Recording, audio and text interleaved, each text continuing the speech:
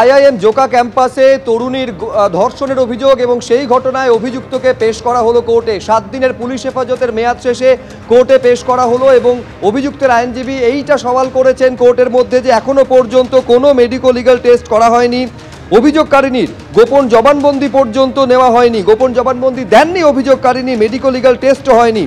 এই যুক্তিকে সামনে রেখে কোর্টে সওয়াল করেন অভিযুক্ত ছাত্রের আইনজীবী।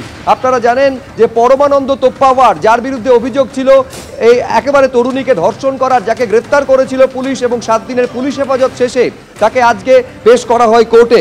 অভিযুক্তের জামিনের বিরোধিতা করেন সরকারি আইনজীবী, জেল হেফাজতের আর্জি জানানো হয়। অভিযুক্তের ঘর থেকে একাধিক জিনিসপত্র উদ্ধার হয়েছে, সিসি ফুটেজও পাওয়া গিয়েছে। এখন জেল হেফাজত চাইছি, পরে প্রয়োজনে পুলিশ হেফাজতও চাওয়া হবে। অভিযুক্ত ছাত্রের জামিনের বিরোধিতা করে সওয়াল সরকারি আইনজীবীর।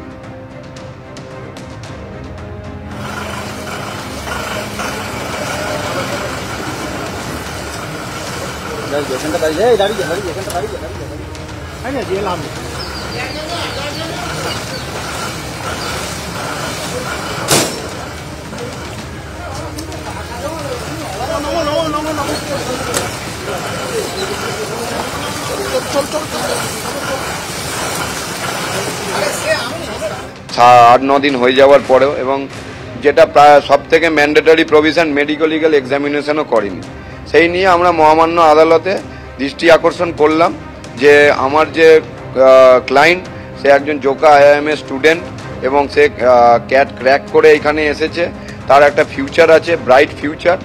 কনসিডারিং অল দিস থিং এবং ভিকটিমের যে এই ল্যাচেস to join with the investigation, সেটাকে আমরা মহামান্য আদালতকে দৃষ্টি করলাম যে যদি একজন ভিকটিম এইভাবে দিনের পর দিন না আসে আর আমার ক্লায়েন্ট এরকম কাস্টাডি সাফার করবে, এবং আমরা সেই মর্মে দেশের সর্বোচ্চ আদালতে সুপ্রিম কোর্টের বিভিন্ন জাজমেন্ট বিভিন্ন সময় যেগুলো দিয়েছে সেগুলো লার্নেড কোর্টের কাছে আমরা প্রডিউস করেছি।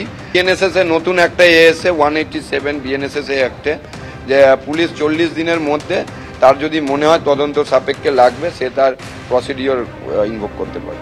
21শে জুলাই তৃণমূলের শহীদ দিবস, সেই দিন দিলীপ ঘোষ কি করবেন? দিল্লি থেকে ফিরেও জল্পনা কিন্তু জিইয়ে রাখলেন দিলীপ ঘোষ। তিনি বলছেন 21শে জুলাই তো চলে যায়নি, ওই দিন খড়গপুরে কর্মসূচি রয়েছে, দেখা যাক কি হয়। এই মন্তব্য করছেন বিজেপির প্রাক্তন রাজ্য সভাপতি। দুর্গাপুরে প্রধানমন্ত্রী সভায় আমাকে কোথায় রাখা হবে তা নিয়ে অস্বস্তি হচ্ছিল দলের মধ্যে, সে কারণেই তিনি সেখানে ছিলেন না। তারই মধ্যে সর্বভারতীয় সভাপতি জেপি নাড্ডা ডাকলেন, তাই চলে গেলাম। জেপি নাড্ডার সঙ্গে সংগঠন এবং ভোটের প্রস্তুতি নিয়ে আলোচনা হয়েছে বলে জানাচ্ছেন দিলীপ ঘোষ। সংগঠনের ব্যাপারে ডিটেলস কথা হয়েছে, পশ্চিমবাংলার ইলেকশনের প্রস্তুতি, সংগঠন, বাকি বলেছেন যে জোরদার কাজ করুন, এটা বলেছেন। সর্বভারতীয় সভাপতি যখন ডেকেছেন নিশ্চয়ই ইম্পর্টেন্ট, এবং সব ব্যাপারেই কথা হয়েছে ওনার সঙ্গে। আমার মনে হলো যে আমি গেলে আমাকে কোথায় রাখা হবে সেটা ঠিক করতে পারছে না, সেজন্য শেষে আমি ঠিক করেছিলাম যাবো না। তারপরে মাননীয় সভাপতি ডাকলেন, আমি দিল্লি চলে গেলাম। 21 তারিখে খড়গপুরে কার্যক্রম আছে। 21 তারিখ তো চলে যায়নি এখনো, তো আসুক 21 তারিখ।